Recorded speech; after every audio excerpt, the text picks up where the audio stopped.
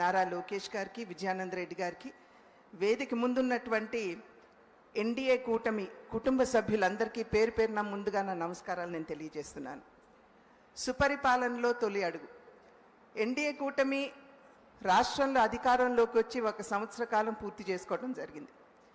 ఖచ్చితంగా అందరూ కూడా సంబరాలు జరుపుకోవాల్సిందే.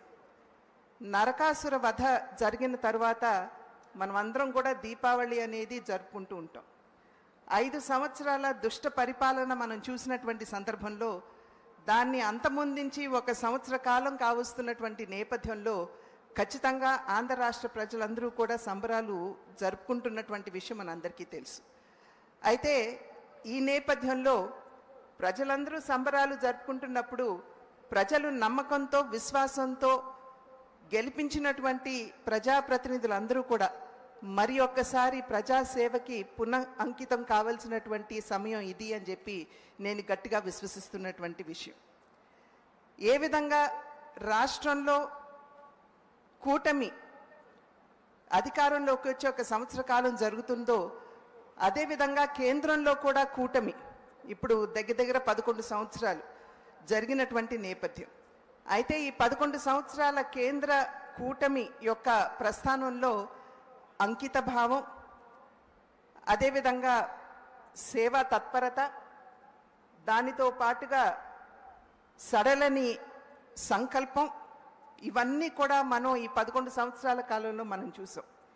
ఈ నిమిషం వరకు కూడా దేశంలో ఉన్నటువంటి 80 కోట్ల మంది పేదలకి ఉచితంగానే రేషన్లు ఇవ్వడం మాధ్యమంగా, అదేవిధంగా దేశంలో ఉన్నటువంటి 15 కోట్ల మందికి నీటి కుళాయి మాధ్యమంగా మరి నీటి సరఫరా చేస్తున్నటువంటి సందర్భంగా, అదేవిధంగా దేశంలో ఉన్నటువంటి మహిళల యొక్క ఆత్మగౌరవాన్ని కాపాడటానికి దేశవ్యాప్తంగా 12 కోట్ల మరుగుదొడ్ల నిర్మాణం చేసి, దీనికి తోడుగా దేశంలో ఉన్నటువంటి పేదలు వైద్యానికి అయ్యేటువంటి భారాన్ని భరించలేనటువంటి సందర్భంలో 50 కోట్ల మంది పేదలకి ఆయుష్మాన్ భారత్ మాధ్యమంగా సేవలు అందిస్తూ, దీనికి తోడు జన్ధన్ ఖాతాల మాధ్యమంగా దేశంలో 50 కోట్ల మందికి బ్యాంకింగ్ వ్యవస్థని చేరువ చేయటం, మరి పేదలకి వారి జీవితానికి భరోసా లేనటువంటి సందర్భంలో జీవన్ జ్యోతి యోజన, జీవన్ సురక్షిత్ యోజన, అటల్ పెన్షన్ యోజన వంటి బృహత్తరమైనటువంటి ఇన్సూరెన్స్ కార్యక్రమాలు తీసుకుని వచ్చి పేదలకి ఆసరా అందివ్వడంలో కావచ్చు, దేశంలో కోట్లాది మంది మహిళలకి ఉచితంగానే గ్యాస్ కనెక్షన్లు ఇవ్వడం మాధ్యమంగా, బీసీ కమిషన్కి చట్టబద్ధత కల్పించడం మాధ్యమంగా, ఈ విధంగా అనేక కార్యక్రమాల మాధ్యమంగా కేంద్రంలో ఉన్నటువంటి ఎన్డీఏ కూటమి ప్రభుత్వం దేశ సేవ పట్ల తనకున్నటువంటి అంకిత భావాన్ని, అదేవిధంగా కరోనా మహమ్మారి వచ్చినటువంటి సందర్భంలో అసలు కరోనా స్వరూపం ఎలాగుంటుందో దేశానికి తెలియనటువంటి సందర్భంలో అనేక అంతర్జాతీయ సంస్థలు దేశంలో 15 కోట్ల మంది మరణిస్తారు అని చెప్పినప్పటికీ 220 డోసులు కరోనా వ్యాక్సినేషన్లు ఉచితంగానే దేశ ప్రజలందరికీ అందించి, దాని ద్వారా తన సేవా తత్పరతని కేంద్రంలో ఈ 11 సంవత్సరాలు అధికారంలో ఉన్నటువంటి ఎన్డీఏ కూటమి నిరూపించుకున్నటువంటి విషయం. 1949వ సంవత్సరంలో మన రాజ్యాంగాన్ని మనం స్వీకరించినప్పుడు జమ్మూ కాశ్మీర్కి సంబంధించి అధికరణ 370 అంటే అధికరణ 370 మాధ్యమంగా బహుశా జమ్మూ కాశ్మీర్ అసలు మన భారతదేశంలో అంతర్భాగం కాదేమో అనేటువంటి ఒక ఆందోళన కలుగుతుంది.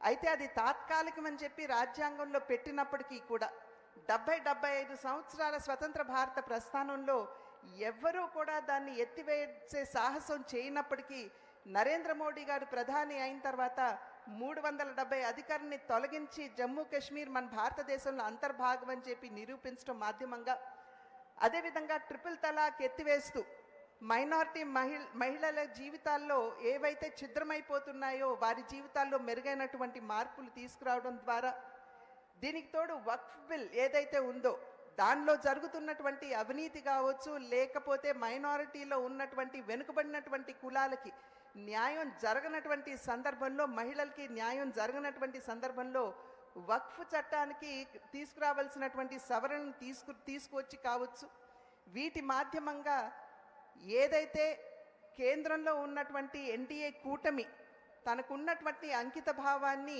తెలియపరుచుకున్నదని చెప్పి మనం ఇక్కడ గమనించాలి.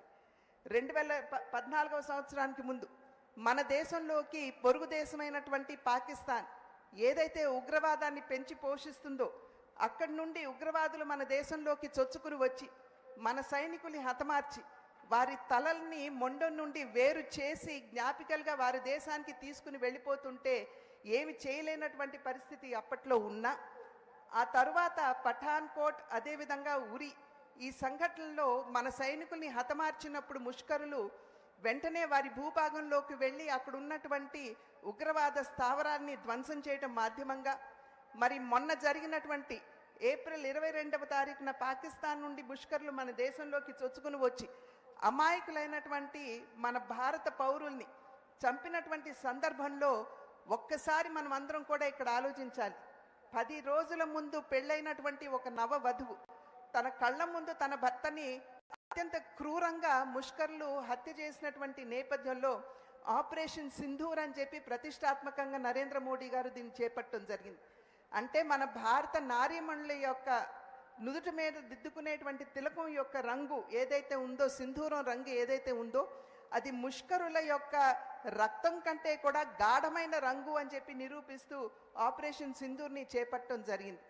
ఇవన్నీ ఒక్కసారి మనం తిలకించినట్లయితే కేంద్ర ప్రభుత్వానికి ఉన్నటువంటి అకుంఠిత దీక్ష మరియు సడలని దృఢమైన సంకల్పానికి నిదర్శనంగా మనం భావించాలి. ఇదే సందర్భంలో అనేక పలుమార్లు నరేంద్ర మోడీ గారు మాట్లాడుతున్నటువంటి నేపథ్యంలో వికసిత్ భారత్ 2047వ సంవత్సరం లక్ష్యం అని చెప్పి అనేక సందర్భాల్లో వారు చెప్పారు. ఇక్కడ మనం వికసిత్ భారత్ అంటే అర్థం మనం ఒక్కసారి ఇక్కడ గమనించాలి. వికసిత్ భారత్ అంటే కేవలం ఆర్థిక పరంగా దూసుకుపోతున్నటువంటి భారతదేశం కాదు. వికసిత్ భారత్ అంటే పెరిగిపోయినటువంటి జాతీయ స్థూలోత్పత్తి కలిగినటువంటి భారతదేశం మాత్రమే కాదు. వికసిత్ భారత్ అంటే మెండుగా మన దేశంలోకి పెట్టుబడులు వరదల్లాగా రావడం మాత్రమే కాదు. దీని మాధ్యమంగా వీటన్నిటి మాధ్యమంగా వచ్చేటువంటి లాభాలు ఏవైతే ఉన్నాయో వాటిని ఎప్పుడైతే మనం నిజమైనటువంటి హక్కుదారులకి లబ్ధిదారులకి మనం అందిస్తూ వారి జీవితాల్లో మెరుగైనటువంటి మార్పుని తీసుకురాగలమో అదమే నిజమైనటువంటి వికసిత్ భారత్ అని నరేంద్ర మోడీ గారు అనేక సందర్భాల్లో స్పష్టం చేసినటువంటి మాట. అయితే వికసిత్ భారత్ని సాధించాలి అని అంటే వికసిత్ రాష్ట్రాలు చాలా అవసరం. అంటే వికసిత్ ఆంధ్ర రాష్ట్రం కూడా మనకి చాలా అవసరం అనేటువంటి విషయం మనం ఇక్కడ అర్థం చేసుకోవాల్సినటువంటి అంశం. గత సంవత్సర కాలంగా మనం చూస్తున్నాం. అంతకుముందు ఆంధ్ర రాష్ట్రంలో అభివృద్ధి అన్న పదానికి తావు లేకుండా అప్పుల ఊబిలోకి నెట్టివేయబడినటువంటి ఆంధ్ర రాష్ట్రాన్ని ఇవాళ రథసారథుల్లాగా ముఖ్యమంత్రి వర్యులు చంద్రబాబు నాయుడు గారు, అదేవిధంగా ఉప ముఖ్యమంత్రి వర్యులు పవన్ కళ్యాణ్ గారు వారు రాష్ట్రాన్ని అభివృద్ధి పదంలో నడిపించడానికి వారు చేస్తున్నటువంటి కృషి మనందరికీ తెలియనటువంటి విషయం కాదు. మన టేబుల్ మీద పుస్తకాలు పెట్టారు. ఈ సంవత్సర కాలంలో ఏమేమి చేశామో వారు అన్ని వివరాలు కూడా మనకి తెలియజేయటం జరిగింది. కనుక ఖచ్చితంగా నరేంద్ర మోడీ గారి సహకారంతో రథసారథులుగా ఉన్నటువంటి చంద్రబాబు నాయుడు గారు, పవన్ కళ్యాణ్ గారి నాయకత్వంలో ఆంధ్ర రాష్ట్రం ఖచ్చితంగా ముందుకు దూసుకువెళ్ళేటువంటి అవకాశం ఉన్నది. ఈ సమయంలో నేను ఇందాక చెప్పినట్లుగా ఏదైతే ప్రజలు విశ్వాసంతో నమ్మకంతో మనని ఎన్నుకున్నారో వారికి న్యాయం చేయవలసినటువంటి బాధ్యత ప్రజాప్రతినిధులంగా మనందరి మీద ఉన్నది అని చెప్పి మీకు తెలియజేస్తున్నాను. ప్రజాహితే హితం రాజ్ఞః ప్రజానాం తు హితే సుఖం నాత్మ ప్రియం హితం రాజ్ఞః ప్రజానాం తు హితే సుఖం అని చెప్పి మన పెద్దలు చెప్పారు. అంటే నిజమైనటువంటి రాజు ఎవరైతే ఉంటారో వారు తనకి కావాల్సింది తనకి సంతృప్తి ఇచ్చేటువంటి విషయం మాత్రమే వారు చేయరు. నిజంగా ప్రజలు ఏదైతే ఆకాంక్షిస్తారో, ప్రజల మనసుల్లో ఏవైతే భావాలు ఉంటాయో వాటిని కనుగొంటూ వాటిని ఆచరణలో పెట్టేటువంటి వారే నిజమైనటువంటి పాలకుడు అని చెప్పి పెద్దలు చెప్పినటువంటి మాట. అటువంటి పరిపాలన దక్షత కలిగినటువంటి వారు చంద్రబాబు నాయుడు గారు. ఖచ్చితంగా ప్రజలు అదేవిధంగా ఆంధ్ర రాష్ట్రం ఏదైతే కావాలి అని చెప్పి ఆకాంక్షిస్తుందో వాటిని అర్థం చేసుకుంటూ ఆంధ్ర రాష్ట్రాన్ని గాడిలో పెడుతూ అక్షర క్రమంలో మాత్రమే కాకుండా అభివృద్ధిలో కూడా అగ్రగామిగా నిలపగలిగేటువంటి దక్షత వారికి ఉన్నటువంటి సందర్భంలో పవన్ కళ్యాణ్ గారు కూడా వారి యొక్క సహకారాన్ని వారికి అందిస్తున్నటువంటి నేపథ్యంలో ఖచ్చితంగా వికసిత్ ఆంధ్ర రాష్ట్రాన్ని మనమందరం ఈ 3 సంవత్సరాల కాలంలో సాధించుకునే దిశగా అడుగులు వేద్దామని చెప్పి తెలియజేసుకుంటూ నాకు ఈ అవకాశాన్ని ఇచ్చిన పెద్దలందరికీ కూడా పేరు పేరున నా ధన్యవాదాలు తెలియజేసుకుంటూ సెలవు తీసుకున్నాను. జై హింద్. ధన్యవాదాలు. ప్రియతమ యువ నాయకులు, గౌరవనీయ ఐటీ శాఖ మంత్రులు, ఎలక్ట్రానిక్స్ అండ్ కమ్యూనికేషన్ శాఖ మంత్రులు శ్రీ నారా లోకేష్ బాబు గారిని మాట్లాడవలసిందిగా మనం